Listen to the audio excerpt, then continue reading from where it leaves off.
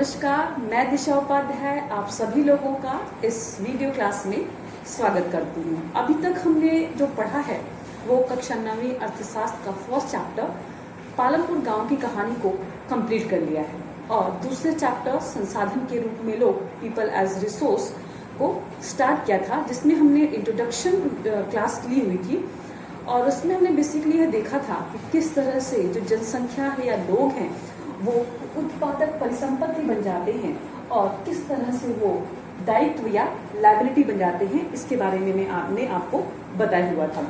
आज हम ये देखेंगे कि किस तरह से हरित क्रांति वर्सेस क्रांति से किस प्रकार विभिन्न है, वो इन दोनों में क्या डिफरेंस है। तो हरित क्रांति के बारे में आपने फर्स्ट चैप्टर में ही पालमपुर गांव की कहानी में भी पढ़ा था। ये जो हरित क्रांति है वो बेसिकली फिजिकल कैपिटल भौतिक पूंजी से संबंधित है, जबकि ये हरित क्रांति ये आईटी क्रांति जिसे हम आईटी में होता है इंफॉर्मेशन टेक्नोलॉजी, आईटी क्रांति जो है वो ये हमारे मानव पूंजी से संबंधित है। हरित क्रांति में हम क्या करते हैं कि हम भूमि पर डिफरेंट टाइप्स के इन्वेस्टमेंट करते हैं, लाइक हम मॉडर्न मशीनरी को यूज करते हैं, ये रसायन का प्रयोग करते हैं और उससे हम ये आशा करते हैं कि अधिक से अधिक उत्पादन होगा, जैसा कि हरित क्रांति में हुआ था।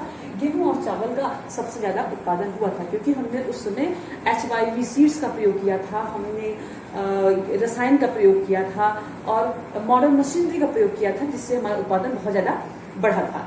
लेकिन यहाँ आईटी क्रांति में क्या होता है, आईटी क्रांति में यहाँ पर भूमि पे हमारा इन्वेस्टमेंट नहीं हो रहा है, हमारे लैंड पे इन्वेस्टमेंट नहीं हो रहा है, बल्कि हम ह्यूमन बीइंग पर, हम लोगों पर इन्वेस्टमेंट कर रहे हैं, जनसंख्या पर इन्वेस्टमेंट कर रहे हैं, ताकि ये जनसंख्या जो है वो संसाधन के रूप में परिवर्तित हो और ये संसाधन जो है ह्यूमन कैपिटल के रूप में, मानव पूंजी के रूप में परिवर्तित हो। हम ये इन्वेस्टमेंट किस रूप में कर रहे हैं, जैसा कि हम यहाँ पे इन्वेस्टमेंट मॉडर्न मशीनरी के रूप में, भूमि पर हम इन्वेस्टमेंट किस रूप में कर रहे थे कि हम आधुनिक मशीन का यूज कर रहे थे, हम HYV सीड का प्रयोग कर रहे थे, हम ये इरिगेशन की फैसिलिटी को बढ़ा करके हम उत्पादन को बढ़ा रहे थे। लेकिन यहाँ पर हम मनुष्य पर, लोगों पर इन्वेस्टमेंट किस रूप में कर रहे हैं, हम यहाँ पर इन्वेस्टमेंट शिक्षा के रूप में कर रहे हैं, यहाँ पर इन्वेस्टमेंट स्वास्थ्य के रूप में कर रहे हैं, कौशल को इंक्रीज करने के लिए, स्किल्स को इंक्रीज करने के लिए ट्रेनिंग के रूप में हम लोगों पर इन्वेस्टमेंट कर रहे हैं, ताकि ये जो लोग हैं वो आईटी इंफॉर्मेशन टेक्नोलॉजी में काफ़ी आगे बढ़े और डिफरेंट टाइप्स के वो सॉफ्टवेयर बनाएं और ये जब सॉफ्टवेयर दूसरे देशों में वो सेल करें और वहाँ से हम विदेशी मुद्रा फॉरेन करेंसी को रिसीव करें, उसको हम प्राप्त करें। तो ये हमारा बेसिकली हो गया ये हरित क्रांति और आईटी क्रांति में डिफरेंस। अब हम देखेंगे कि इस चैप्टर में हम आगे किन किन चीज़ों को पढ़ने वाले हैं। हम पढ़ेंगे इस चैप्टर में आगे महिलाओं और पुरुषों के आर्थिक क्रियाकलाप, economic activities by men and women. फिर हम ये देखेंगे कि जनसंख्या की गुणवत्ता किस लिए होती है, किस तरह से वो गुणवान या फिर उसकी क्वालिटी किस तरह से इंक्रीज करती है शिक्षा और स्वास्थ्य के रूप में। फिर हम ये देखेंगे कि बेरोजगारी के बारे में भी हम डिस्कस करेंगे। आज हम मेनली देखेंगे कि महिलाओं और पुरुषों के आर्थिक क्रियाकलाप, economic activities by men and women. तो हम सबसे पहले महिलाओं और पुरुषों के आर्थिक क्रियाकलापों को देखें, उसके पहले हम ये देखना पड़ेगा कि जो यहाँ पर शब्द है, ये शब्द है आर्थिक और ये शब्द है क्रियाकलाप। कि ये आर्थिक क्रियाकलाप होता क्या है, इकोनॉमिक एक्टिविटीज होती क्या है। तो इकोनॉमिक एक्टिविटीज को आप इस तरह से समझ सकते हो कि ये सभी एक्टिविटीज जिससे हम कुछ प्रोड्यूस करते हैं, गुड्स एंड सर्विसेज को का उत्पादन करते हैं, वो हमारी आर्थिक क्रियाएं कहलाती हैं, जिससे हम मनी को अर्न करते हैं। ऐसी क्रियाएं जिससे हम मनी को अर्न करते हैं, पैसा कमाते हैं, उसे हम आर्थिक क्रिया कहते हैं। लेकिन आपके दिमाग में हो सकता है ये प्रश्न आए कि क्या हमने अगर किसी से उधार ले लिया, हमने पैसा अर्न कर लिया, मान लीजिए हमने किसी से उधार ले लिया, या फिर वो लोग जो पैसा अर्न करते हैं, जो कि भीख मांगते हैं, क्या वो आर्थिक क्रिया कर रहे होते हैं?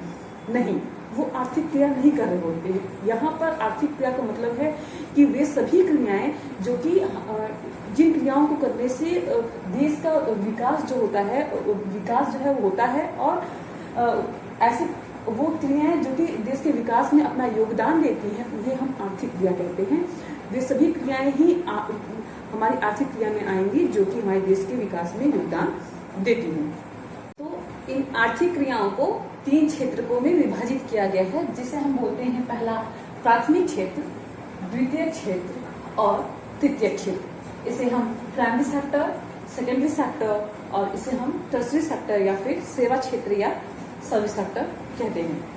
प्राथमिक क्षेत्र में हम मेनली कृषि, वानिकी, पशुपालन, मत्स्य पालन, मुर्गी पालन इन सबको इंक्लूड करते हैं। प्राथमिक क्षेत्र में हम चीजें इंक्लूड करते हैं वो एग्रीकल्चर या नेचर से प्राप्त जो भी नेचुरल चीजें होती हैं उनको हम इंक्लूड करते हैं। इसे प्राथमिक इसलिए कहा जाता है क्योंकि इसे हम डायरेक्टली हम प्रकृति से प्राप्त करते हैं। इसमें कोई भी मॉडिफिकेशन, उसे मॉडिफाई हम नहीं करते हैं। इस वजह से इसका हम विनिर्माण नहीं रहता, हम उसको फिर से निर्माण नहीं करते हैं, उसको हम डायरेक्टली प्रकृति से प्राप्त करते हैं। इसलिए हम इसे प्राथमिक क्षेत्र कहते हैं। इसमें कृषि, वानिकी, पशुपालन, मुर्गी पालन ये सब चीजें आती हैं।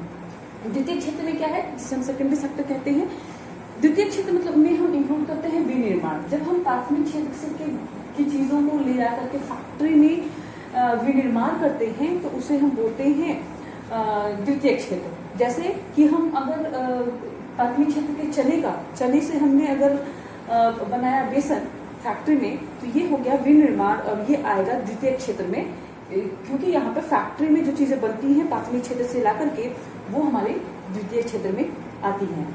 तृतीय क्षेत्र में जिसे हम सेवा क्षेत्र भी बोलते हैं या सर्विस सेक्टर भी बोलते हैं, इसमें हम परिवहन, संचार, शिक्षक की सेवाएं, डॉक्टर की सेवाएं या फिर जो आप लोग देखते हैं कि जो ट्रांसपोर्ट में, परिवहन कार्य में लगे हुए हैं वो लोग जो अपनी सेवाएं देते हैं उनको हम इंक्लूड करते हैं तृतीय क्षेत्र में। इसमें हम शिक्षा, स्वास्थ्य, संचार, कम्युनिकेशन, बैंकिंग इन सभी चीजों को हम इंक्लूड करते हैं। तो ये जो क्षेत्रक हैं, 3 क्षेत्रक, प्राथमिक क्षेत्र, द्वितीय क्षेत्र और तृतीय क्षेत्र, इन तीनों क्षेत्रकों से मिलकर के वस्तुओं और सेवाओं का उत्पादन होता है और ये वस्तुएं और सेवाएं राष्ट्रीय आय में मूल्यवर्धन करती हैं, मतलब राष्ट्रीय आय में के वैल्यू को बढ़ाती हैं। अब बात आती है कि राष्ट्रीय आय क्या है, तो अगर आप इसे एक सिंपल लैंग्वेज में समझिए तो राष्ट्रीय आय मतलब राष्ट्र की आय, देश की जो आय है, जो अलग अलग क्षेत्रकों से, प्राथमिक क्षेत्र में कुछ लोग लगे होंगे, द्वितीय क्षेत्र में कुछ लोग लगे होंगे, तृतीय क्षेत्र में कुछ लोग लगे होंगे